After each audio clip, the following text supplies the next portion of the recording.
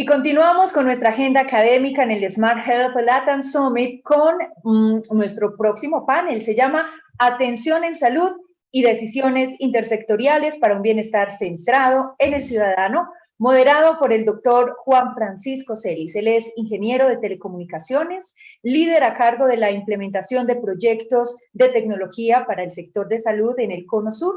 Actualmente se desempeña como Head of Digital Solutions para Latinoamérica en la empresa Siemens. Y él tendrá a dos importantes invitados. Ellos son la ingeniera industrial Marushka Chocobar, cuenta con maestría en ingeniería de sistemas y ejecutiva de educación en liderazgo y gestión. Es especialista en gestión de proyectos de inclusión social a gran escala, con una amplia experiencia en los sectores público y privado.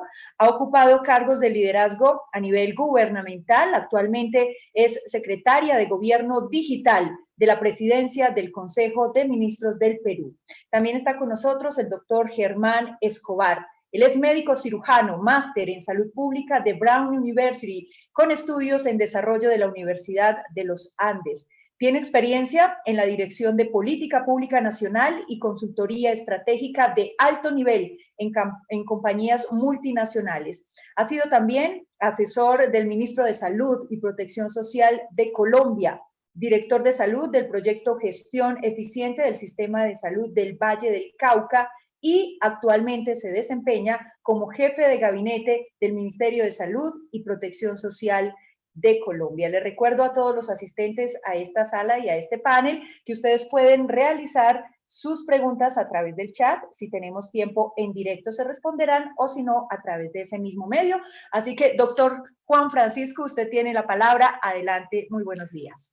Bueno, a todos, muchas gracias. Quería agradecer a toda la audiencia que nos están escuchando. Tenemos un grato placer y el honor, particularmente para mí, de poder estar en este foro, tanto con Marushka como con Germán, para hablar un poquito de este tema que nos convoca, que es la atención en salud y las decisiones intersectoriales en pro del bienestar del ciudadano. Creemos que una de las políticas principales a nivel público es precisamente, y factor importante del uso de tecnologías, es acercar el Estado a los ciudadanos. Para eso, y con el objetivo de abrir un poquito los fuegos de esta conversación, ¿cierto? De este conversatorio, quería hablar un poquito de la modernización y del punto de vista tanto de Germán como Marushka respecto a la modernización del sector público en pro del ciudadano, y que me indiquen ustedes de su experiencia cuáles deberían ser los pilares principales y los pasos a seguir para lograr realmente este objetivo de traer el Estado a los ciudadanos a través del uso de la tecnología. ¿Cuáles deberían ser los pilares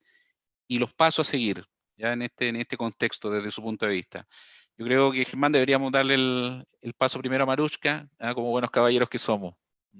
Muchas gracias, Juan Francisco. Muchas gracias, Germán. Primero, muchas gracias por esta invitación. Creo que este tipo de foros son fundamentales para poder comentar, además de todas las experiencias que uno siente hoy, septiembre, que han ocurrido 5 años en los últimos 6 meses, por todo lo que nos ha tocado vivir. Es increíble. Creo que esto va a quedar en la historia nuestra y de nuestros hijos para toda la vida, ¿no? O sea, de verdad. Entonces, este tipo de eventos que, si le queremos dar una buena mirada, son eventos disruptivos que nos están afectando la vida, pero que al mismo tiempo nos están dejando grandes lecciones, nos permiten poder reflexionar alrededor de qué es aquello que tenemos que transformar de manera profunda en el sector público para poder cumplir esta promesa de poder acercarnos a los ciudadanos. Y yo te diría ahí 4 pilares de manera muy rápida. La primera es, el primer pilar, sin duda alguna, es el querer hacerlo, ¿no? O sea, es el querer hacerlo desde la alta dirección, es decir, el respaldo político que se requiere del ministro, del presidente, en el caso del Perú, del presidente del Consejo de Ministros, para poder impulsar la transformación estructural del Estado. Me refiero a no solamente decir que el ciudadano está al centro, sino realmente sentirlo y vivirlo en cada documento de la administración pública. Eso se refiere a desde la última directiva hasta la resolución o el documento más importante que se puede emitir como una ley. Entonces, Primero, entonces, es querer hacerlo, respaldo político, lo que nosotros conocemos en transformación digital como la transformación cultural. Segundo, es la habilitación de los mecanismos para lograr hacerlo, ¿no? Un tema es, yo quiero transformar digitalmente, no sé, pues la organización de administración tributaria, pero si no tengo el recurso, o sea, la tecnología que es transversal, de manera muy complicada voy a lograr ese buen deseo de poder transformar digitalmente las entidades en general. Entonces, es habilitar los recursos tecnológicos, humanos y lo que se requiera para poder lograr ese gran objetivo. Tercero, es no dar un paso sin preguntarle a los ciudadanos. Y esto creo que es lo más importante que tenemos que hacer, es el proceso de investigación de la necesidad del ciudadano, incorporar desde el punto de vista de transformación digital no solamente a los expertos en tecnología para discutir grandes plataformas, sino expertos en ciencias sociales, los antropólogos, los sociólogos, ¿verdad? Que cuando hacen un proceso de investigación pueden traducir el sentir del ciudadano para que luego los ingenieros comencemos a ponerle código a eso, ¿no? Pero primero preguntarle a la gente. Y último es estar dispuestos a que nos digan aquello que no nos gusta. Cuando sales a un proceso de investigación, ¿no? Es como el like y el dislike, ¿verdad? El like o el me gusta para nosotros es me sirve, me sirvió tu información, me sirvió tu página, la pude ver en el celular, no sé, o sea, o pensaste en que yo casi no tengo conectividad y me pusiste un servicio, ¿no? Y eso pasa también para la telesalud, la teleeducación, en fin. Entonces, estar dispuestos a que nos digan no me gusta y resolver ese no me gusta es creo que un tercer gran pilar que te podría comentar. Interesante tu punto, Mariuszka. Creo que va a ir muy en relación con la segunda pregunta, pero también queremos saber la opinión de Germán. En su experiencia, obviamente, también aquí hay un punto muy importante que transmitir, ¿no? Que me gustaría escucharla también, obviamente, y nos gustaría a todos. Gracias, Juan Francisco. Pues yo rescataría unos puntos complementarios. Coincido con todo lo que nos ha comentado Mariuszka y me quedo además con ese mensaje de también recibir lo que no nos gusta para los hacedores de política pública. Eso es fundamental para hacer una mejor política pública. Y complementaría con tres pilares, digamos, que puedan acompañar ese esfuerzo y la disposición de los recursos, como nos comentó Mariuszka. Diría, un pilar fundamental es la transparencia. Todos los sistemas de información, todas las tecnologías que se utilizan para la política pública deben acompañarse de extrema transparencia, sobre todo en nuestros países en donde se requiere ganar cada día mayor legitimidad de los gobiernos. Y la transparencia corre por disponer información de manera abierta, por crear una cultura de usabilidad de los datos de manera abierta, por disponer constantemente información y no cuando ya esta no sea de vital importancia para el ciudadano. Segundo pilar que va acompañando la transparencia, la facilidad en el uso de información, disponer canales de acceso digitales que sean intuitivos, que sean fáciles de usar por parte de los ciudadanos, que no requieran de una formación particular para poder acceder a la información. Y tercer pilar, muy importante, la utilización, la disposición de esa información de manera masiva y sobre todo equitativa. Y esto nos lleva a acompañarnos, en el caso del sector salud, de otros sectores de vital importancia para la transformación digital de nuestros países. Por ejemplo, sectores de tecnología, en el caso del gobierno colombiano, el Ministerio de Tecnologías de la Información y otros ministerios que también tendrán que disponer de recursos para que los ciudadanos puedan acceder a estos canales en zonas apartadas, en zonas rurales, para que haya una verdadera transformación con accesibilidad a Internet en este tipo de zonas que nos permitan el acceso y en las poblaciones más vulnerables que permitan de alguna manera, por ejemplo, subsidios para acceso a Internet. Perfecto, yo creo que ambos tocaron puntos muy interesantes con respecto al relacionamiento intersectorial que hay que tener, ¿cierto?, para poder avanzar, ¿cierto? No es una decisión particularmente de un departamento o algo que se ejecuta entre cuatro paredes principalmente, sino que es algo efectivamente en donde ustedes tienen que interactuar con un entorno, ¿cierto?, en esta construcción de una transformación digital en pro del ciudadano, ¿cierto?, usando tecnología. Desde ese punto de vista del relacionamiento intersectorial, ¿cuáles cree que son los desafíos que se enfrentan para poder tejer estas relaciones? ¿Ya? Desde el punto de vista de los gobiernos, obviamente. ¿Cuáles son desafíos para poder construir en un largo plazo? Porque entendemos también que estas transformaciones digitales no son periodos cortos, son ciertas carreras de largo aliento que hay que ir construyendo a través de los años. Son más bien políticas de Estado más que de un gobierno particular. ¿Cómo ven ustedes este desafío? O más bien, ¿cuáles creen que son los desafíos que se enfrentan para poder construir este camino? Bien, yo creo que hay un desafío que es que pudiera analizarse desde la perspectiva de todos los países, y la palabra es gobernanza. Y la gobernanza, porque todos queremos hacer lo que está de moda, ¿no? O sea, todos queremos entrar en estos temas de innovación, de transformación digital, porque está bien, o sea, así debemos estructurarnos y movernos, pero tiene que existir una gobernanza y un orden para no duplicar los esfuerzos.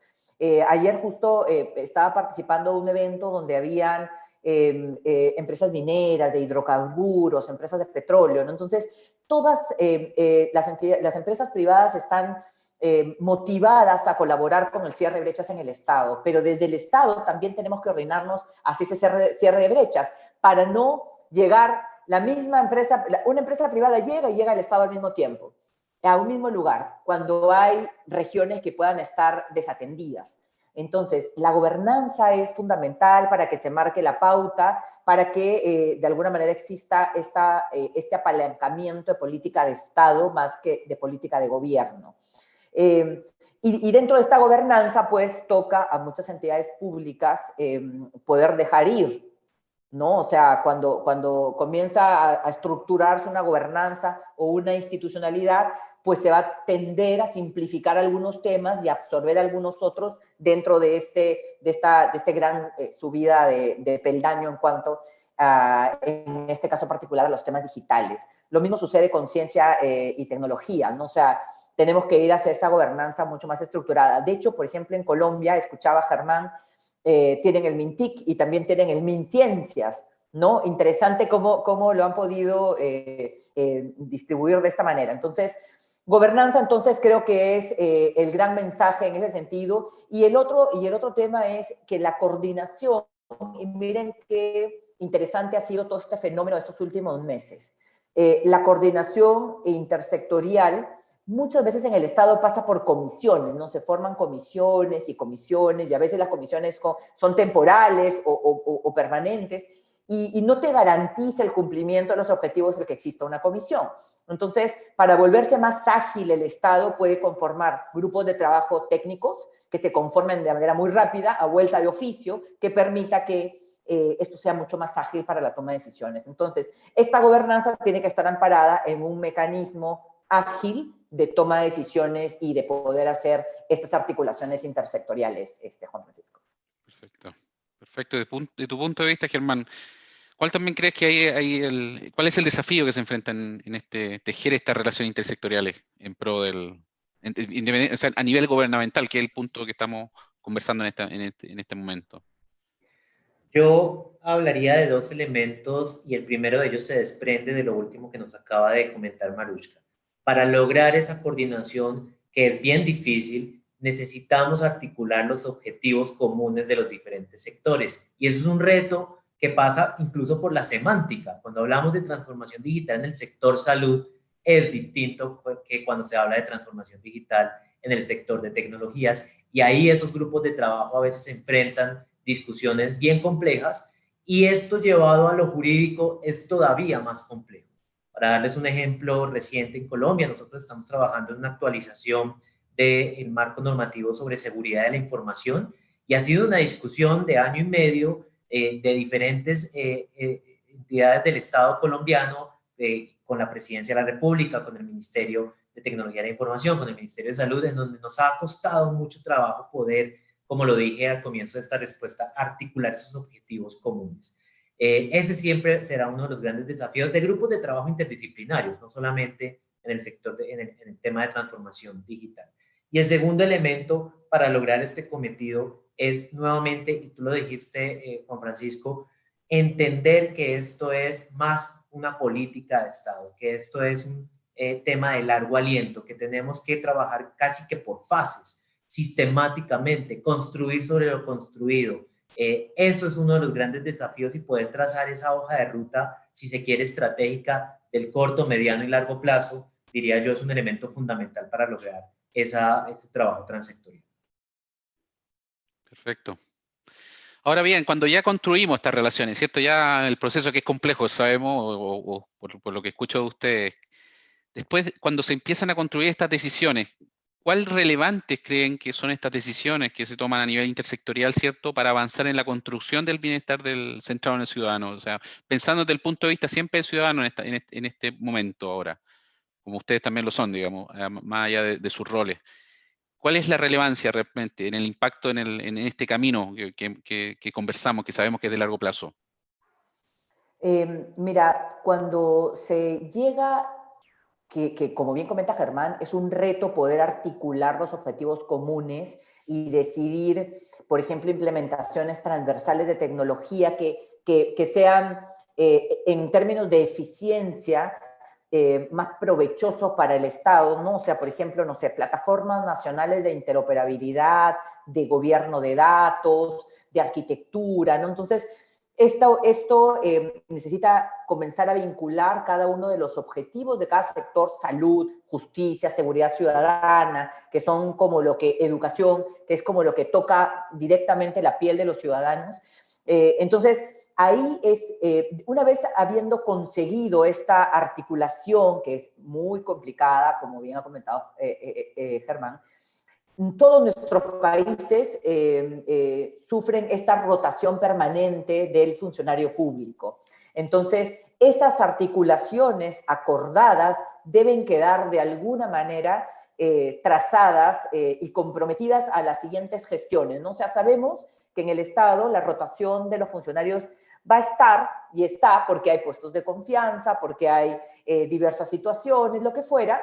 Entonces, sabiendo que eso existe, es mucho más relevante el que la articulación intersectorial que se haya acordado, formulado y pactado en comisión o en grupo de trabajo o en la forma o mecanismo que se haya determinado, pues quede comprometida para lo siguiente. Y nuevamente ahí está el pensar que es una política de Estado más que una política de gobierno, ¿no? O sea, esto tiene que trascender a los gobiernos, y el gobierno que así lo promueva, ser una política de Estado, está garantizando la continuidad. Los pilares documentarios, regulatorios, van a ir en esa misma línea. En el Perú, solo para comentarte de manera muy rápida, Juan Francisco, este año, y Germán, este año se emitieron 2 decretos de urgencia. El decreto de urgencia 006, que crea el Sistema Nacional de Transformación Digital, un mes y medio antes de que exista el primer brote del tema del COVID, ¿no?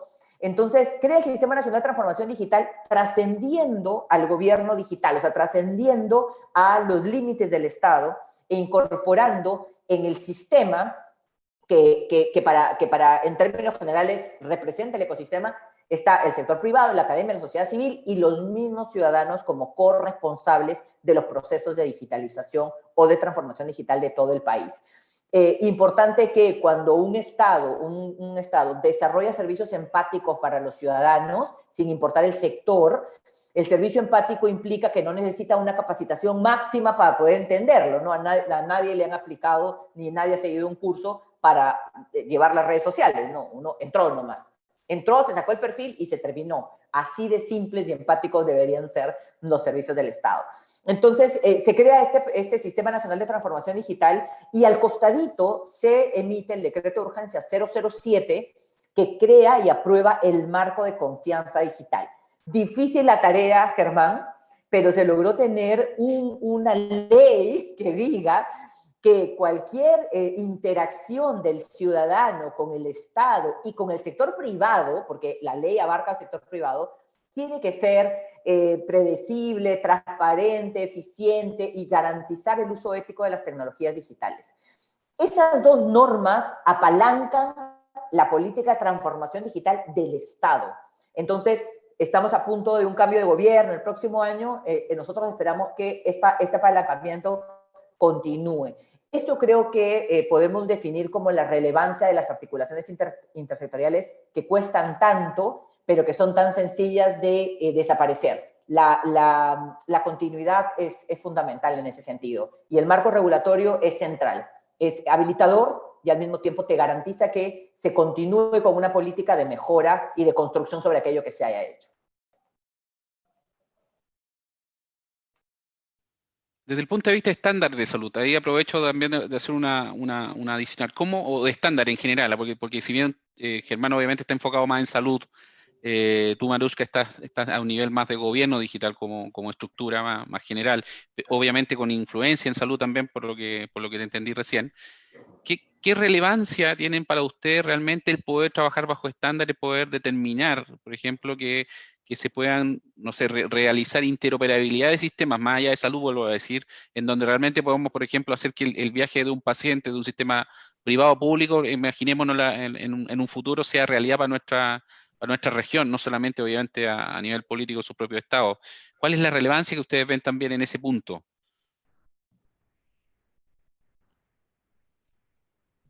Germán, perdón. Gracias. Es fundamental, es la piedra estructural de todo ese andamiaje, ese edificio, diría yo, tecnológico. En esto debo aclarar, soy médico cirujano, no ingeniero, y me ha costado bastante poder entender esta importancia de la que estamos hablando hoy. En Colombia, por ejemplo, hemos venido desarrollando estándares desde hace un buen tiempo para las tecnologías en salud, para los procedimientos en salud, y hemos tratado de estandarizarlos. Sin embargo, estos estándares se hicieron bajo otra óptica, no se hicieron bajo la óptica de transformación digital. Así pues las cosas, estamos nuevamente llevando esos estándares a este ejercicio de transformación digital, y eso nos ha venido tomando no solamente un esfuerzo importante en términos de recursos, sino de tiempo, lo que ha, diría yo, lo que ha solidificado la estructuración de ese gran edificio, de ese mecanismo de interoperabilidad de datos, pues en este caso el sector salud, pero que ha tomado algo de tiempo, que uno quisiera que pudiera ser más acelerado. Sin embargo, pues es una estandarización bastante compleja y al detalle además.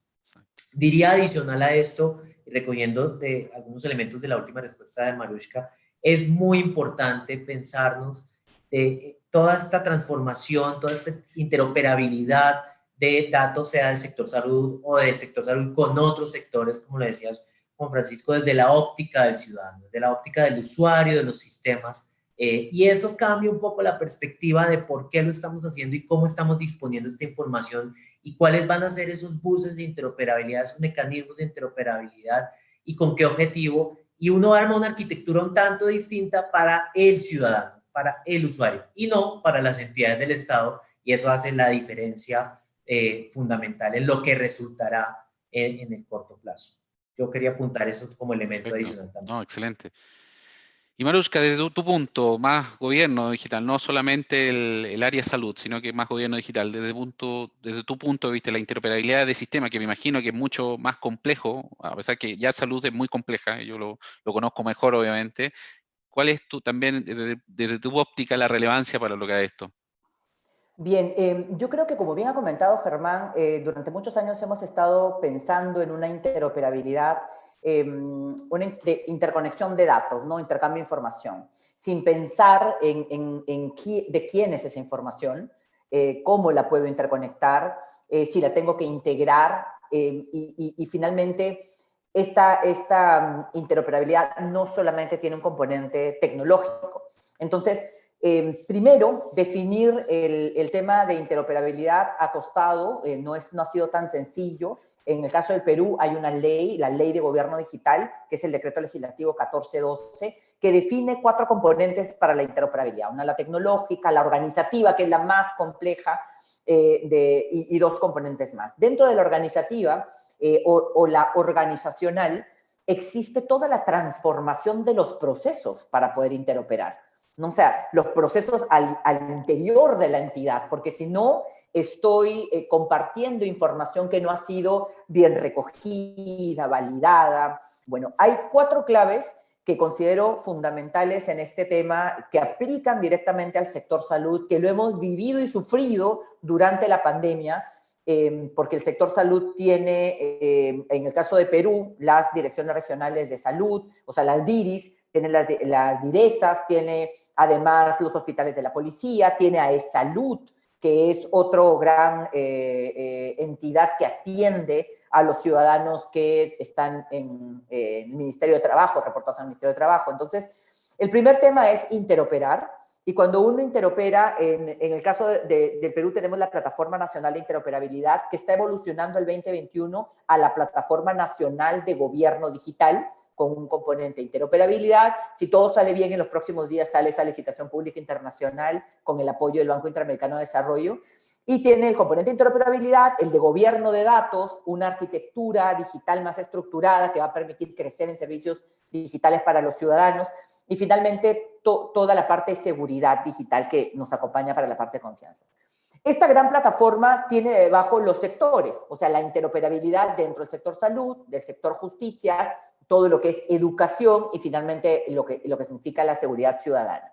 Entonces, el primer tema es la interoperabilidad, entendida así y detrás con un proceso de interoperabilidad organizacional. Creo que podemos ir en ese camino de comenzar a compartir datos de manera segura y de manera eficiente. Segundo, la parte de cultura de datos. Nos ha tocado, creo que a todos los países, que tenemos estos temas de que los números, se publica un número y finalmente ese número se tiene que verificar porque estamos en plena emergencia, ¿no? Entonces, la cultura de datos parte desde que se toma el dato, en este caso el sector salud, la persona, y no me dejará mentir Germán, la persona que está tomando una prueba molecular frente a alguien que podría ser un COVID positivo, no va a estar pensando que si el estándar o el metadato se va a arreglar o no, o sea, de ninguna manera, ¿no? En ese minuto quiere tomar la prueba, apuntar la dirección, y, ¿no? Entonces, esa cultura de datos que tenemos que respirar en todo el proceso también tiene un componente de la persona, ¿no? En el caso de la pandemia ha sido complejo. Tercero, dentro de este concepto es comentar lo que comentó Germán, es la apertura de los datos para la transparencia. En el Perú abrimos los datos el 22 de mayo, si no me equivoco, positivos, datos de positivos y los datos de fallecidos, siguiendo un poco la línea que ya de la apertura que había hecho Colombia. Colombia abrió los datos y comenzamos a tener un acompañamiento de expertos científicos que, por ejemplo, ahorita van siguiendo la curva, las acciones del gobierno y cómo van siguiendo la curva, si va bajando o no. Entonces, y finalmente, en el tema de interoperabilidad es la protección de los datos, ¿no? El uso ético de las tecnologías digitales es un tema muy, muy discutible. Entonces, hay que vigilar constantemente que la inteligencia artificial, la analítica de datos en general, pueda respetar la privacidad de las personas, y ahí hay mucho que contar con todas las aplicaciones que se han lanzado a nivel internacional, nacional, de trazado de contactos, todas las aplicaciones que se han lanzado de geolocalización de las personas que han sido afectadas por COVID, para protegerlas, pero siempre tiene que haber esta capa del uso ético de los datos y de las tecnologías digitales. Perfecto, me queda muy, muy clara la respuesta. Muchas gracias a ambos por esos conceptos. Yo creo que hay unos temas que ustedes están tocando, que es la política basada en datos, ¿cierto? O sea, tomar realmente información y decisiones basadas en esta información. Yo creo que y aquí hay una pregunta abierta para ambos. Ahí, uno más que me responda, porque creo que si no nos vamos a pasar todo el tiempo, pero en los países de ustedes se está empezando a regular un poco realmente el uso, por ejemplo, de que la información de los datos de los pacientes realmente se mantenga confidencial. ¿Hay regulación al respecto o están todavía en etapas previas, digamos, de construcción? ¿Cuál es la situación actual?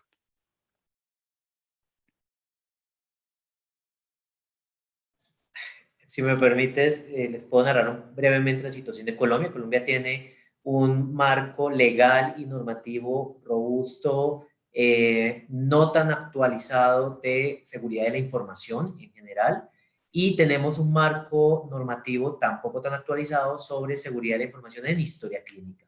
Lo que estamos haciendo en este momento es actualizando esos marcos legales y normativos en torno a la posibilidad de interoperar historia clínica de manera digital, recogiendo lo mejor de ambos mundos.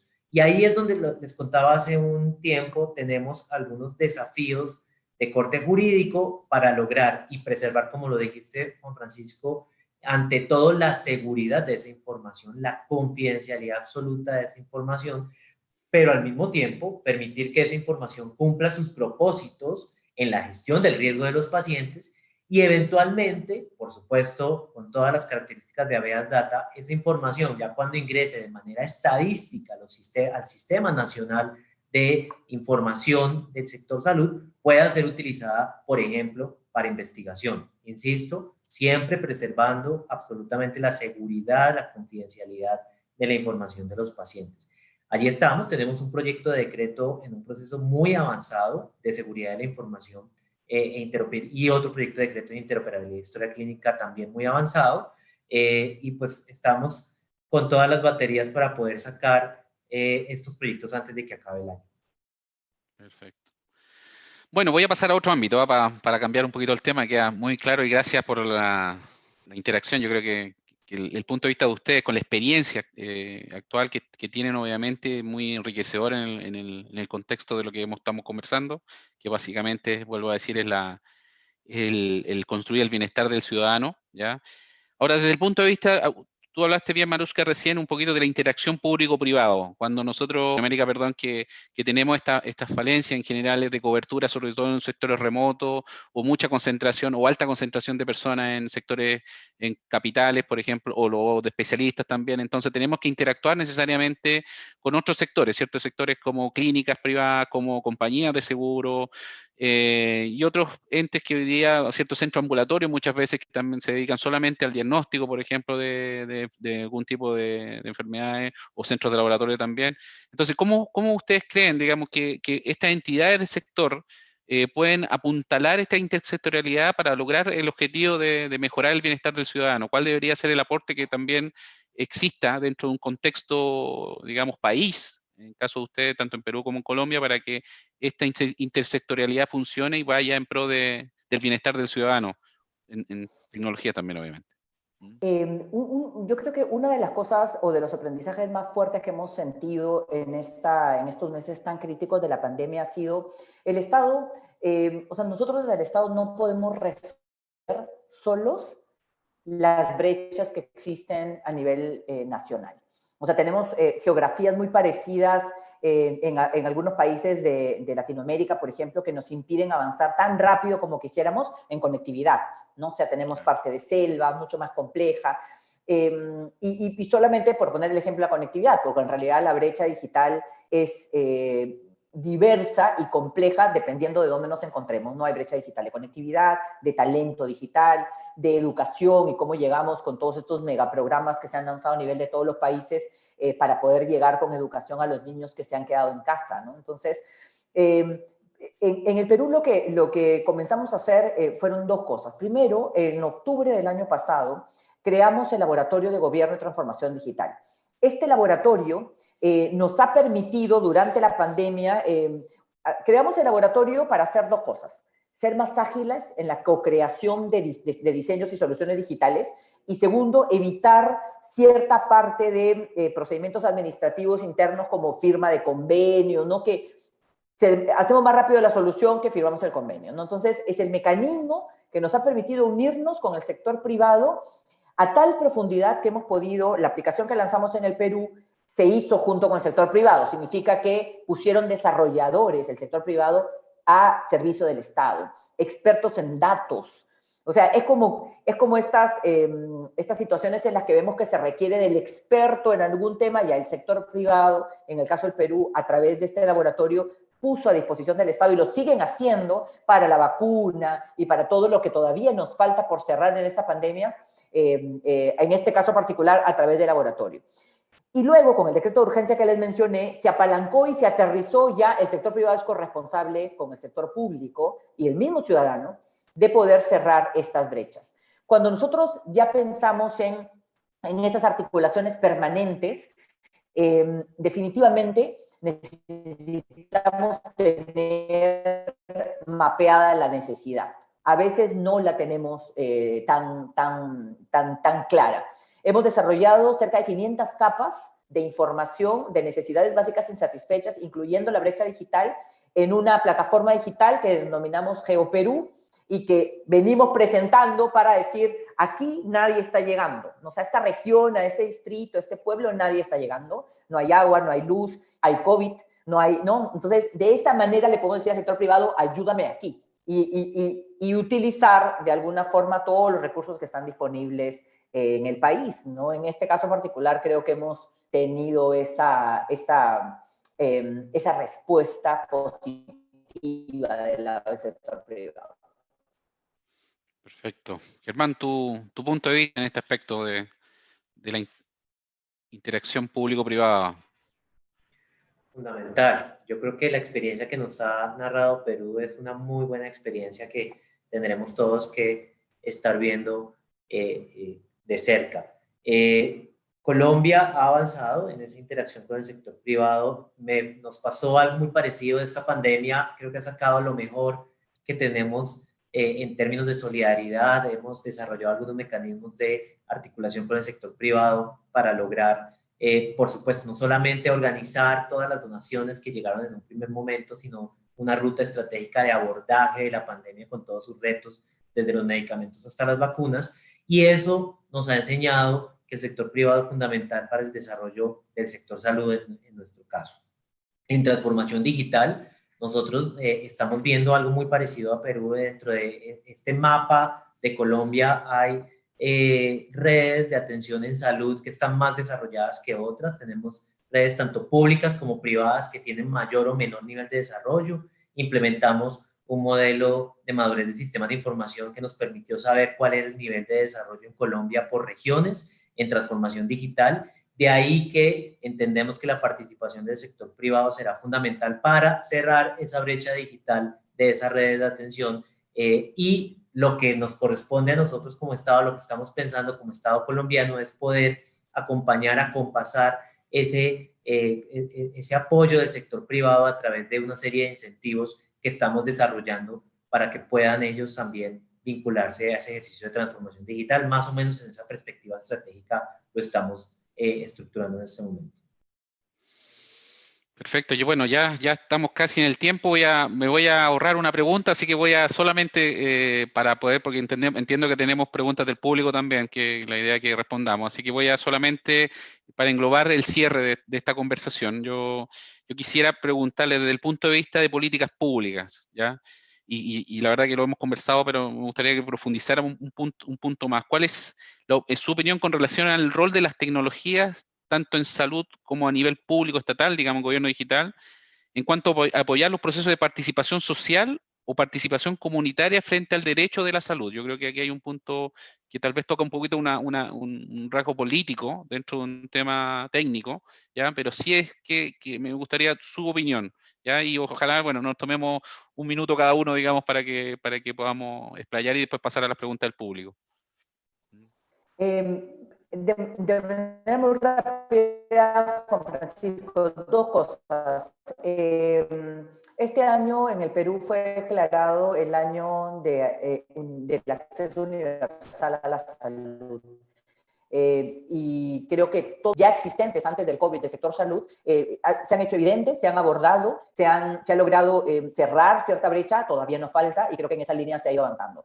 En el caso particular de la participación del ciudadano, desplegamos dos estrategias. Primero, la aplicación Perú en tus manos, que es la aplicación que tenemos casi todos los países de trazado de contactos, zonas riesgosas, en fin, pero donde el ciudadano tuvo un rol central en advertir, con autorización de su geolocalización, advertir por dónde iba avanzando el virus.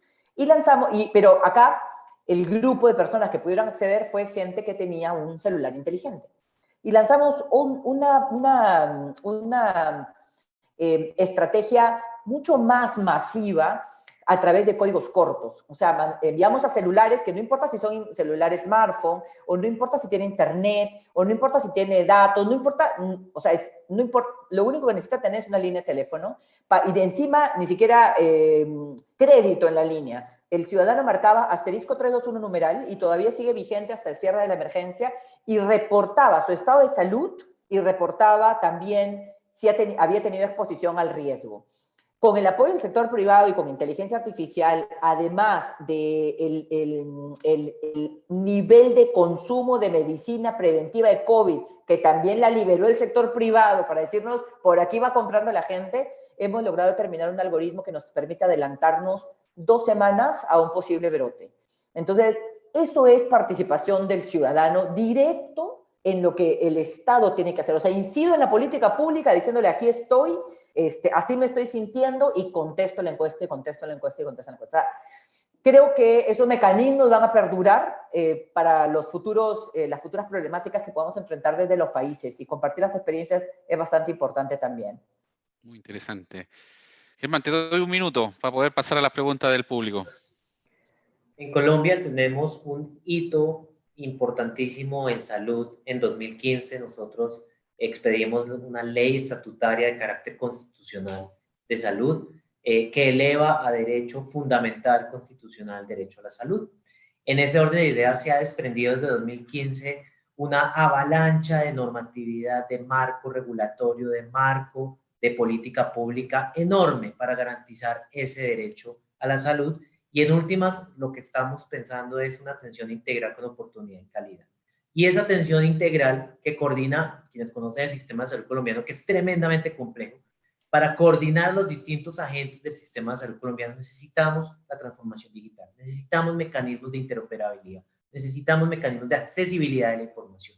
Por lo tanto, es un eje estructural de esa gran política de atención integral y recoge todo lo que hemos hablado en este conversatorio.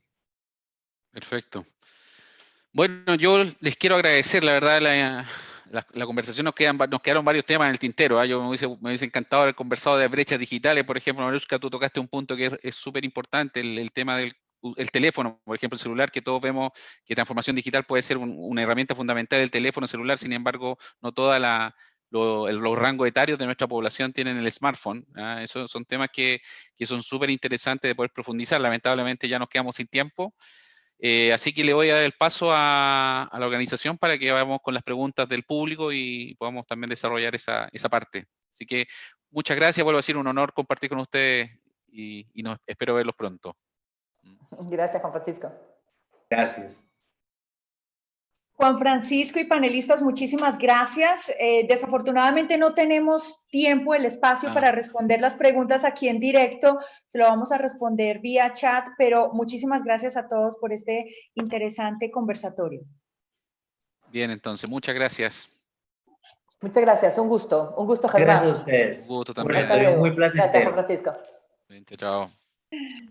Muchísimas gracias a todos y antes de continuar con nuestra próxima conferencia y nuestro próximo panel en esta agenda académica, queremos darle los agradecimientos a todas las empresas que se han unido a este congreso, a InterSystems y también a las empresas aliadas en la divulgación del evento, como lo son Pulso, Axon, la revista Mercado del Perú y también el portal Estrategia y Negocios del Perú. Vamos a tener 10 minuticos para pasar a la sala del networking y también a visitar la muestra comercial que está muy interesante. Entonces son las 11:40, a las 11:50 en punto. Nos vemos de nuevo aquí para dar paso con nuestro siguiente panel. Así que por favor disfruten de esta plataforma y lo que tiene para ustedes. En 10 minutos nos vemos.